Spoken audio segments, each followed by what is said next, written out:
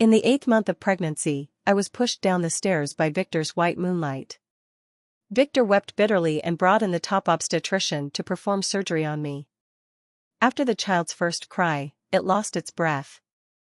In the ward, still not fully awake from the anesthesia, I heard him talking to the doctor.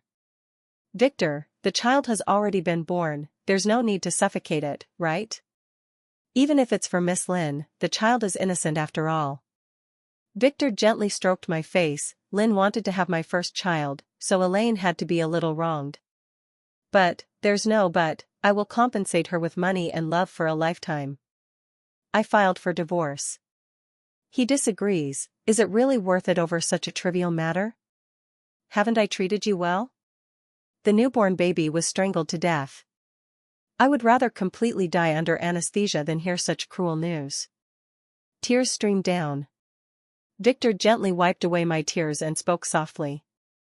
"Did you have a nightmare?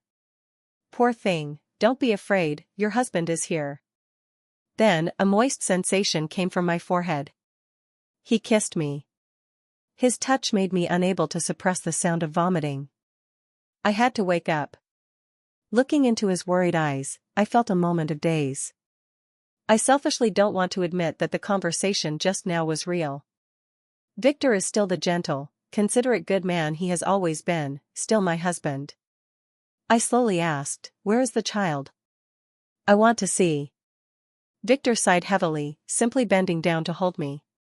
I beat desperately, howling. "Where is the child?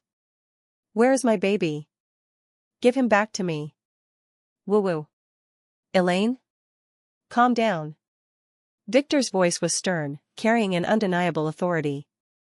"Be good, will you? The baby has already settled in the best cemetery, surrounded by people of good character. Our child is so lovely, they will all treat him well. Let's pray for the baby together, shall we?" I nodded and silently chanted, just to guide the little one. A ringtone from a mobile phone broke the silence. The moment Victor's phone screen went dark, I saw the caller ID. "Lynn baby. He and his baby together killed my baby. Now, he still wants to go meet his baby. My name is Victor," who turned and walked away. "What are you going to do about Lynn pushing me? If I say that she didn't do it on purpose, would you believe me?" At this moment, Victor is still defending Lynn. Just as I had stopped crying, tears streamed down my face again in an instant. He walked over with a pained expression, took my hand, and said, "Don't cry, it hurts me. Don't worry, I will punish Lynn. Rest well, I won't disturb you anymore." I thought I would be able to see Lynn being reprimanded, but in reality, I was humiliating myself. Lynn came over with her pregnant belly, carrying the glory of a Victor. There was no trace of makeup coming off on her delicate face. I felt a sudden sense of unease. Victor did not scold her. "What are you here for?" She smiled and gently lifted her clothes, revealing her protruding belly underneath. There were actually several red marks on it. "Victor is so bad, punishing me like this. I almost had a contraction from being kissed." I clenched my fingers tightly, forcing myself to calm down. I can't lose face in front of her. I pretended to smile and clicked my tongue. "It seems Victor doesn't care about you at all, he wants you to give birth early." Lynn's expression changed drastically. "That's not what brother Victor means." "Oh? One dares to kiss, and the other dares to allow it. You two both seem very ignorant." Lynn, in anger, sat down by the bed, changing to a look of anxious worry. "My poor older sister, how pitiful you are," the child cried out, "yet it has died." My body trembles uncontrollably, biting my tongue to force myself to calm down. A smile on my face, but not in my heart. I am not pitiful, after all, I can still have children in the future.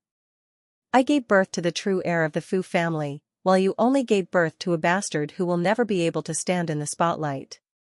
Lynn seemed to have heard the biggest joke in the world, laughing so hard that she almost fell off the bed. She rubbed her aching cheeks from laughing. "You still don't know that you don't have a uterus? Ha ha ha, brother Victor didn't mean to hide it, you mustn't blame him, he was just being kind and thinking of you." My whole body felt as if it were in an ice cellar, cold to the bone. My chattering teeth clashed together, a pain that was hard to bear. The so-called self-esteem that Lynn had insisted on since coming in was now thrown to the ground, crushed into pieces. Strength was shattered into dust by the impact. I picked up the cup and smashed it at her, screaming madly, "Get out! You get out!" Lynn, in a panic, retreated towards the door, and as she walked away, she didn't forget to disgust me. "I kindly told you, and you still hit me. You deserve to have no uterus, a failed life." "Oh, Victor brother, look at sister, she has resentment in her heart for losing her child, and she vents it on me, wanting me to lose my child too." Standing at the door, Victor lovingly wrapped his arms around Lynn, carefully helping her out. He didn't even spare me an extra glance. After a while, Victor returned. With a slightly sorrowful gaze, he looked at me, he didn't speak, and I didn't either. In the end, he helplessly shook his head. "Elaine? You've really defeated me. Even if you lay a hand on Lynn, I can't blame you, after all, you're my wife." Ridiculous, truly ridiculous. He so easily assumes it's my fault without distinguishing right from wrong. And hypocritically says he can't blame me. I fear he uses the same reasoning for Lynn, who pushed me down the stairs. "You really are full of love." I mocked him, and he just smiled and patted my head. "I know you didn't mean it.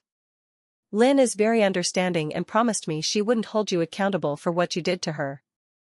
I'm so annoyed by his condescending, saintly tone. I roar, "I did it on purpose. Victor, you took it upon yourself to remove my uterus, and then let Lynn humiliate me. You are so shameless. I only had a cesarean to give birth to a child, why did you have to remove my uterus?" Victor's expression was unnatural as he urgently explained. "This was an accident. The doctor informed me that if the uterus was not removed, you would be in danger of losing your life, which is why I signed the consent form." "Stop pretending, it's you who is behind this." He was anxious. "Why don't you believe anything I say? Elaine, I am your husband, not your enemy. Even if I don't have a uterus and can't have children in the future, I will never abandon you. I will protect you for a lifetime, give you money, give you love, and provide you with enough sense of security." I looked at the man in front of me, so unfamiliar. The man who killed our child and took away my uterus said he would treat me well for a lifetime. I raised my hand and pointed at his heart. But I didn't want to be squeezed in here with other women. At this point, Victor understood. "Elaine, don't worry, you are the only young mistress of the Fu family. Lynn is very obedient, she just wants my love and won't compete with you for the inheritance. Your position, she won't take, nor can she take it. If she oversteps, I will deal with her myself. I swear, she will definitely not shake your position. If you don't believe me, I can have a lawyer notarize it," Victor said with utmost certainty. It was as if he thought giving me money and status was enough. He didn't understand what I wanted. A simple home. With children, with me, with him, a home filled with love. I stared at him numbly and said, "Let's get a divorce." He firmly disagreed, asking if it was worth it over such a trivial matter. "Haven't I treated you well? I've given you all my assets, aren't you satisfied?" "Never satisfied. So what do you want?" "Your life." "All right, take your life. As long as you can be happy." He gazed affectionately, full of genuine feelings. I asked him, almost as if possessed, "Do you still love me?" He sighed in relief and held me. "Love? If I didn't love you, how could I give you money to spend?" "What about the child?" "The child you killed?" After a moment of panic, Victor blurted out a set of excuses. Due to placental abruption and high rupture of membranes, the child died from asphyxia as soon as it was born. "Did you not strangle it?" "Elaine, what nonsense are you talking about? You're not thinking straight right now, I'm going to find a psychiatrist." Victor fled in panic. His reaction had already confirmed it. I broke down and cried again. A psychiatrist came and gave me a sedative. I have to be honest if I want to be discharged. After being discharged from the hospital, Victor would handle his work early every day and come back to have dinner with me. He pretended to be a good husband. In reality, after I fell asleep, he would sneak out. He thought I didn't know. I used to sleep very soundly, and that was because I trusted Victor. Now, I suffer from nervous exhaustion, and even the slightest noise will wake me. After that, I can never fall back asleep, staying awake until dawn. Victor seems very nervous about me. He has the nanny supervise me. Even going to the bathroom for more than 15 minutes is not allowed.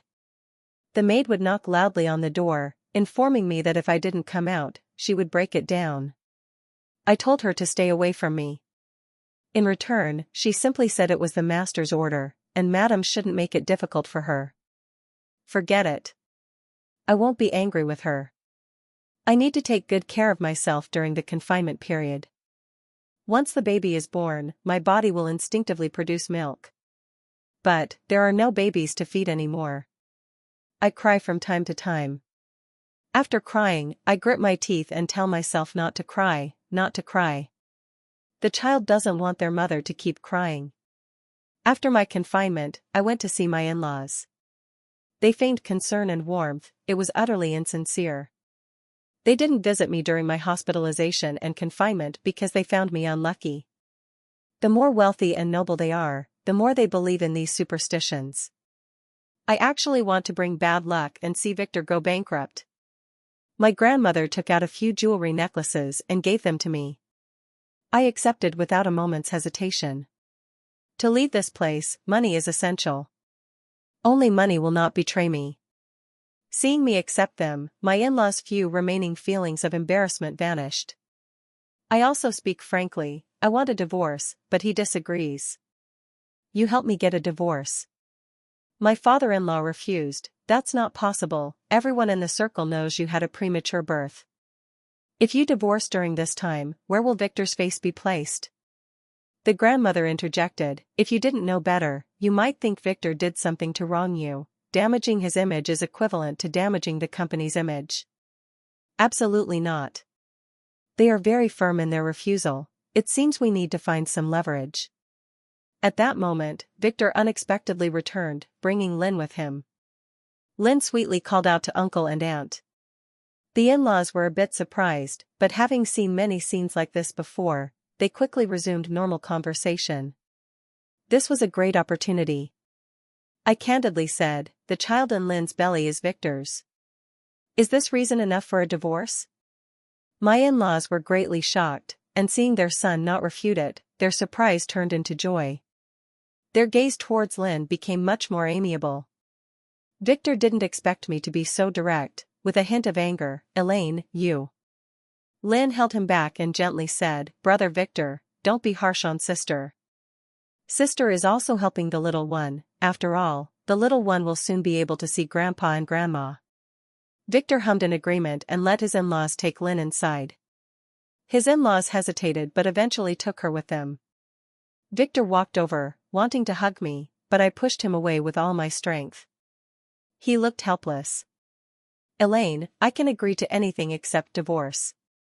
I stared at him intently. You love her, why won't you let me go? I love you too. He took a deep breath, as if he had made a significant decision, and said, if you feel unbalanced in your heart, you can also love someone else. He tightened his grip on my wrist. But in your heart, the vast majority can only be me. You must love me a little deeper. I raised my hand and slapped him. How cheap. Victor smiled in relief. It doesn't hurt. My hand, which I raised again, was grasped by him. Stop messing around, okay? You wouldn't want me to stay out all night, would you?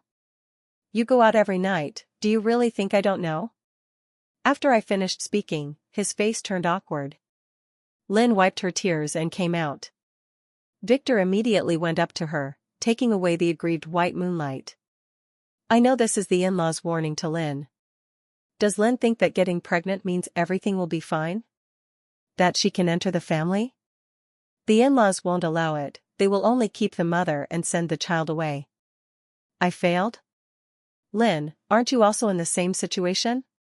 I brought up the divorce with my in-laws again, not giving them any room to refuse. I played the voice recording I had just made, and my in-laws nodded with grim faces. They made me sign a confidentiality agreement, prohibiting me from leaking this audio. I signed it and also received the divorce compensation.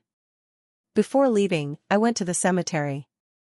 There were no photos on the tombstone, just the date of birth and the date of death, the same day.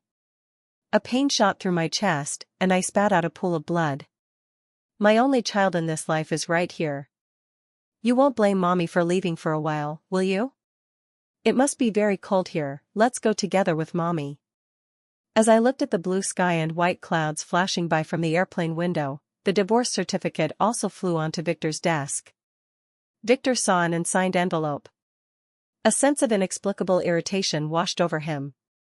He raised his hand and tossed the envelope into the trash can. With a thud, his heart skipped a beat, slowing down for half a moment. His thoughts became a tangled mess, and he lost all focus on his work. For some reason, his gaze kept unconsciously drifting towards the trash can. He had the secretary pick it up. The envelope was in his hands again, and his irritation intensified once more. He was now certain that this envelope was cursed. He wanted to throw it into the trash can again, but he still didn't throw it, his fingers tore it a little. Suddenly, the phone rang. It was Lynn calling. "Brother Victor, hurry, my stomach hurts suddenly." Victor abruptly threw the envelope on the table, grabbed the car keys, and rushed out. Lynn was bleeding a little. The doctor said that for the first pregnancy, dilation usually happens slowly, so come to the hospital when the contractions become regular. Victor accompanied Lynn for the next 3 days. He watched as Lynn joyfully prepared diapers and children's clothes. He couldn't help but think how nice it would have been if he hadn't killed that child back then. His wife, Elaine, must also be looking forward to the arrival of the child like this. It was he who destroyed her dream. Victor secretly vowed that after Lynn gave birth, he would spend more time with Elaine. Thinking of this, he couldn't help but feel a deep longing in his heart. He looked at his phone, but there were no calls or messages. In the past, when he was out socializing and came home late, she would always ask him over and over when he would be back. Once, fueled by alcohol, he got angry and said she was trembling. Since then, she never asked again. Clearly, no one bothered him anymore, so how could he miss her? He was feeling restless and sent a cheeky message. "I'll be home a bit later tonight." He waited and waited, but there was no sign of concern or greetings. He added another line, "Are you asleep?" He comforted himself, thinking that he might really have fallen asleep. How heartless of him, he was still thinking about her. How could she have fallen asleep? "Victor, what are you thinking about? You look so happy." Lynn asked, "Is it because you're excited about the baby being born?" If it were in the past, Victor would definitely have said yes. This time, he didn't. His mouth seemed glued shut, unable to speak. Lynn pouted and glared, angry. "Come and comfort me quickly, or I'll really get mad." Victor suddenly remembered that when he was with Lynn, he was the one who had to coax her. When he was with Elaine, it was different. Because Elaine understood him and would say that men also need to be coaxed. In this comparison, Elaine is still more suitable for him. This thought became even more resolute. This is also why he has always been unwilling to agree to the divorce. He is a merchant. He clearly knows the difference between the flowers at home and the wildflowers outside. He loves Elaine, and Elaine is more suitable for him. Suddenly, he regretted it even more. Why did he want to strangle the child that Elaine had born for him? Victor did not try to comfort Lynn. He drove home like a madman, intending to admit his mistake. In the bedroom, it was extremely quiet. He didn't turn on the light, not wanting the brightness to hurt her eyes. After adjusting his breathing at the door, he slowly walked over. His lover is right there on the bed. His heart races, feeling a bit excited. As he gets closer, he sees more clearly. No one. The light suddenly turned on. Indeed, there was no one. Victor was very angry.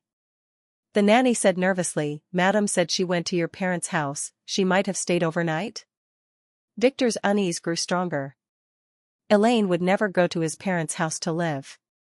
Because of the miscarriage, his parents had issues with Elaine and didn't visit even once during the confinement period. Waking up carefully, it was yet another thing he felt sorry for her about. As a husband, he had already taken on the role of a bridge. He had not fulfilled it, not even attempted to. Victor's dad and Victor's mom exchanged a glance and chose to keep it a secret. Elaine isn't here, hasn't she gone back? Victor shouted, don't go back. Did you say something harsh that made Elaine angry? Victor's dad was questioned, feeling annoyed. What kind of attitude is that? Victor's mom pulled at Victor's dad. All right, both of you should say less. Victor, just now Lynn called and said you left her, what's going on? She's at her due date now, could give birth at any moment, you can't just run out this late. Hurry back, don't keep Lynn waiting anxiously. Victor was even more furious. Mom. Do you hear what you're saying? Elaine is your daughter-in-law, not Lynn. Victor's father said sternly, you knew all along, didn't you? Then why did you let her get pregnant with the Fu family's child? If you don't feel ashamed, I certainly do. Victor was left speechless. He dropped a line saying, I'm not going to tell you anymore, and hurried away. He is going to find his wife. But his mind is completely blank. He can't even think of where to look. He's really an idiot. Back then, Elaine's parents were in a car accident, and in their final moments, they entrusted their precious daughter to him. He promised, Teacher, Mrs. Teacher, I will take good care of Elaine. How did he lose her? He didn't save her best friend's phone number. Because no matter when he needed her, she was always there. Now she is no longer waiting for him. A thought arose in Victor's mind, did she not want him anymore? Had she really left? No matter what, she should leave him with something, right? Victor suddenly thought of that unsigned envelope. Trembling, he opened it, and inside was the divorce certificate. Victor opened his phone, dialed Elaine's number, and was prompted that it was turned off. He messaged her on Facebook again and again, but no one answered. He returned home and threw the divorce certificate in front of Fu's father and mother. Who asked you to help her? I said I wouldn't get a divorce. You parents, are you really scheming against your own son? How can you be so shameless? Victor's mother could no longer tolerate it. Elaine threatened us with the recorded voice, saying that if it weren't for us, your reputation would have been damaged long ago. You are no longer the young master of the Fu family. You wouldn't dare to speak to us so disrespectfully. Victor was speechless. His background was all given to him by his family. What did he count for anything? Victor lay on the ground, his heart aching to the point of suffocation. The only person who truly loved him was no longer connected to him in any way. She had flown far away. The phone rang, he glanced at it and turned it off. Victor's mother's phone rang, and after answering, her expression changed. Victor. You need to come back quickly, Lynn says she's going into labor. Victor remained unmoved. Robert slapped hard and said, You've already killed one grandson, do you want to kill a second one? Hurry back. Victor suddenly stood up, as if coming to his senses. Yes, he still had a child. He wanted to go back. After returning, Lynn had nothing to say. In response to Victor's questioning, she simply said lightly that she indeed had a bit of a stomach ache and had indeed bled a little. Seeing that Victor was staring at her, she finally compromised. All right, it's because I missed you and wanted you to come back early. I was wrong, go ahead and hit me. Lynn pulled Victor's hand up and pretended to place it on her chest. Victor withdrew. Lynn pouted and apologized, finally managing to coax him back. She went to the second floor, took a shower, and came out, but he still hadn't come up. She urged, Brother Victor, I'm waiting for you at the stairs. I've already washed up and I'm wearing the outfit you like the most. Victor came up. With both hands behind Lynn, he pushed her down. A scream. A pool of blood. Looking at Lynn lying on the ground, clutching her stomach, Victor remained indifferent. It wasn't until Lynn lost too much blood and fainted that he took her to the hospital. Lynn woke up, feeling her empty stomach, and cried. "Brother Victor, where is the child? Where is our child?" Victor said lightly, "He's dead." Lynn couldn't bear it and fainted again. When I woke up again, the same question came back. "Why? Why did you strangle the child?" Victor was momentarily stunned by these words. "It wasn't me who strangled him, it was he who died in your womb." "It was you, yes, it was you who deliberately pushed me down." Victor grabbed her hand and violently shook it off. "I merely repeated what you had done once, how did you let it get to you?" Lynn shook her head in fear, not admitting it. "You don't need to admit it, the nanny has already told me." Victor felt that fate was truly playing tricks on him. It wasn't until the nanny saw him lose his temper and seek out Elaine that she realized the true significance of the lady to him. "I was the one who took the initiative to speak the truth. I saw with my own eyes that Miss Lynn pushed the lady down. Please, sir, do not dismiss me, this matter was my fault. It was Miss Lynn who told me not to say anything. She said you loved her, that you did not like the lady, that you did not want the child in the lady's womb, and that it was you who made her push." Victor was struck by the news as if hit by lightning. It was because he believed Lynn's words that he thought Elaine was out to harm others, only to end up harming himself. He thought, since that's the case, let's punish the bad guy. After all, she is his wife. As the legitimate lady, she should be a bit more generous. Using Lynn's desire to have his first child as an excuse, he did something he could never forgive himself for.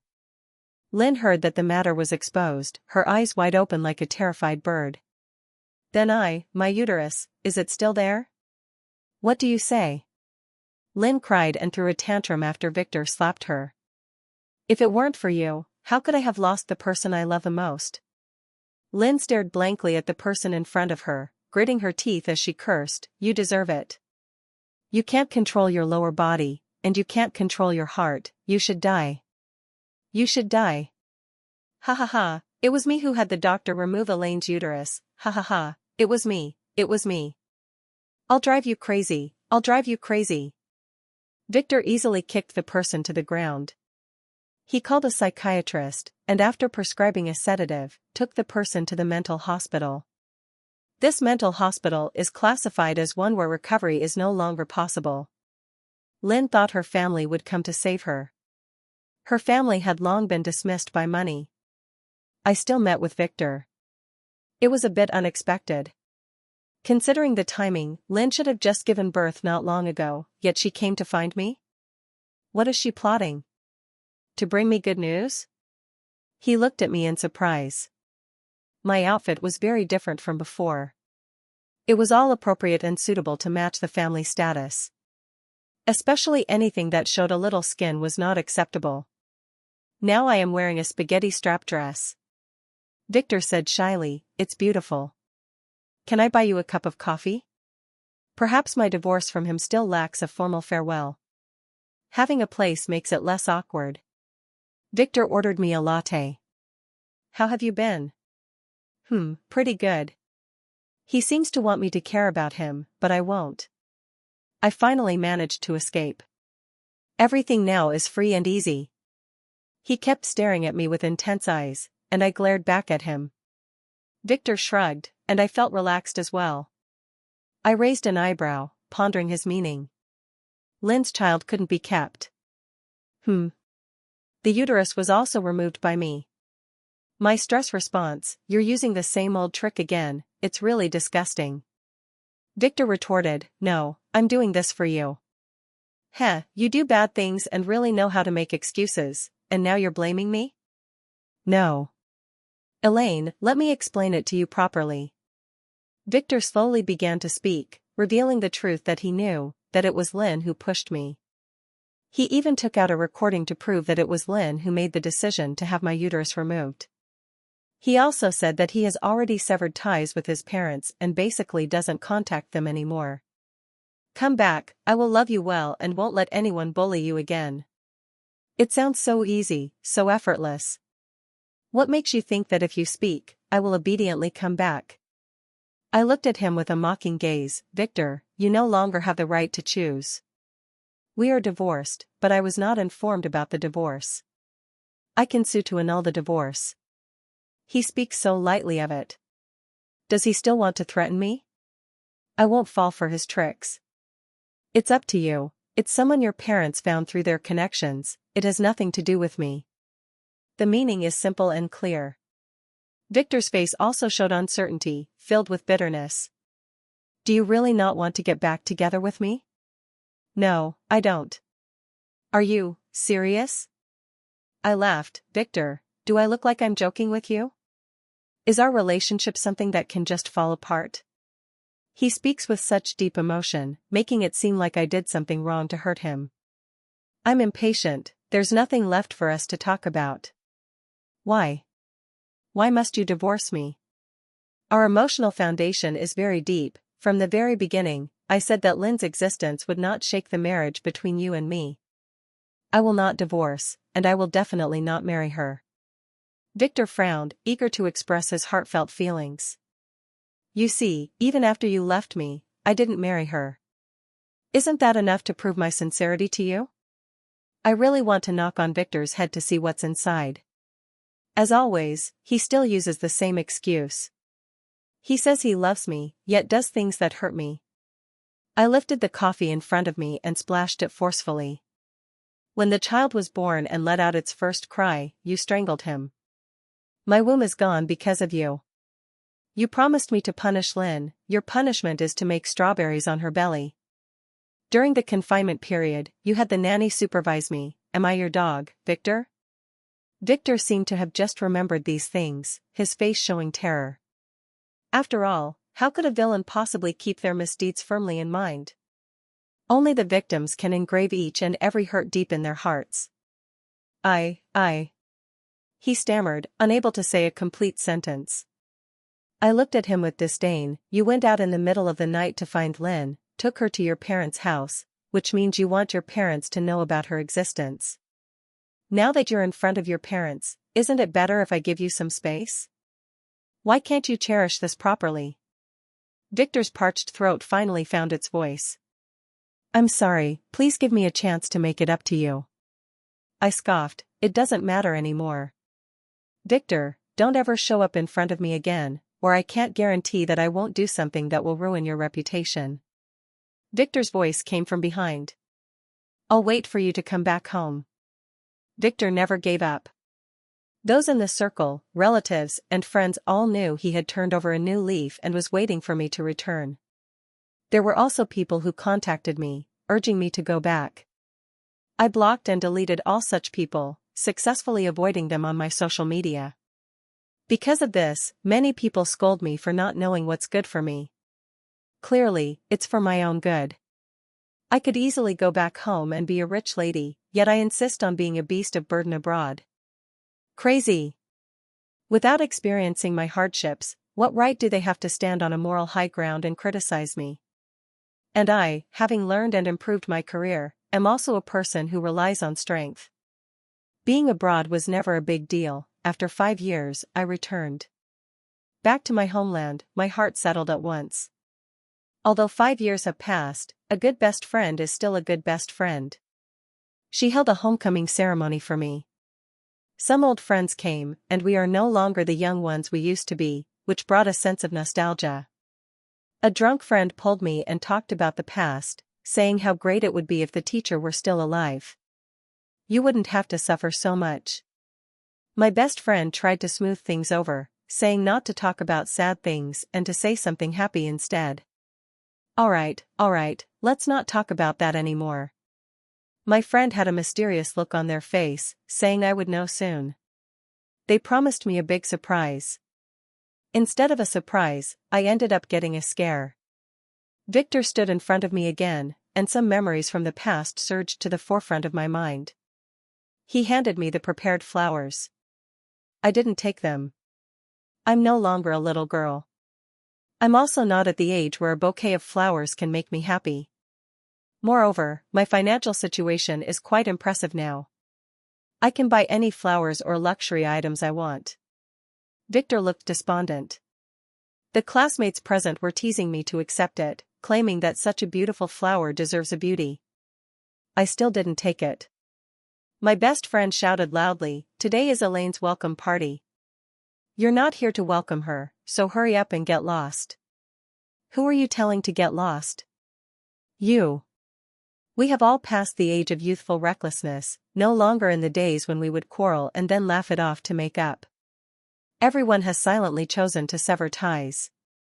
I listened to the roars and curses around me. I didn't want to see this pile of troublesome people and things for even a second. I ran away with my best friend. The whistling breeze was very pleasant. Instead of deciding for others, it's better to make my own choices. Victor's parents came to see me, but I ignored them. They aren't foolish either, they approached me under the guise of a business collaboration. It's foolish not to make money. Besides, earning their money would make me even happier. It's 3 times higher than the normal market price, isn't that reasonable? Making a couple of million off him isn't too much to ask, right? Although Victor's parents were twitching at the corners of their mouths, they agreed. All right, Victor, let's have a pleasant cooperation. Victor's mother finally couldn't hold back and apologized. Elaine, it was the prejudice against your dad, your uncle, that made you feel wronged. I'm sorry for the 5-year delay in apologizing. Well, I accept your apology. So, can you remarry Victor? He still can't forget you. Victor's mother was surprised and hopeful. I slowly said, isn't it a bit too early to be happy? Accepting your apology doesn't mean you are the same as before. So what do you want? As long as we have it, we can give it to you. What you have, I also have. I stifled a laugh, watching their faces turn bright red. Victor always pinned his hopes on my return to the country. He thought everything would be fine once I came back. It was completely useless. He even waited for me early in the cemetery on the child's anniversary. The baby must hope that mom and dad will get back together, right? I am very angry. How could he have the face to do this? He knows who strangled him. Victor was speechless, his dry mouth moved, but he didn't say the last word. I know that after this time, Victor will no longer come to find me. His news occasionally flies into my ears. There's nothing I can do. Victor's father and my collaboration continued, with the company interactions inevitably leading to gossip. Victor resigned from his position as general manager and became addicted to drinking. Victor's parents wore worried expressions every day. Someone suggested, why not bring Lynn from the mental hospital? Even if it's out of hatred, as long as it can bring Victor back to life, it's worth it. Lynn found him. Seeing the utterly drunk Victor, she felt a great sense of satisfaction. On the surface, she agreed to everything, but behind his back, she tormented Victor. Insults and beatings were truly inflicted upon him. He did not resist. Because he wanted to die. At first, Lynn was quite enthusiastic, but later realized that this was exactly what he wanted, and that wouldn't do. So she changed her way of tormenting him. Every day she would say something about how she had framed Elaine. Victor was in agony, nearly going insane. He squeezed Lynn hard, trying to choke her to death. Fortunately, Victor's parents saw it on the surveillance and intervened. Lynn was sent back to the mental hospital again, and she was in utter despair, wishing she had been choked to death at that moment. Victor had completely lost his spirit, and his body was severely damaged. At the brink of death, he seemed to see a girl with twin ponytails standing in front of him, calling out to him sweetly, "Hello, brother." Beside her was his teacher, smiling with a kind expression.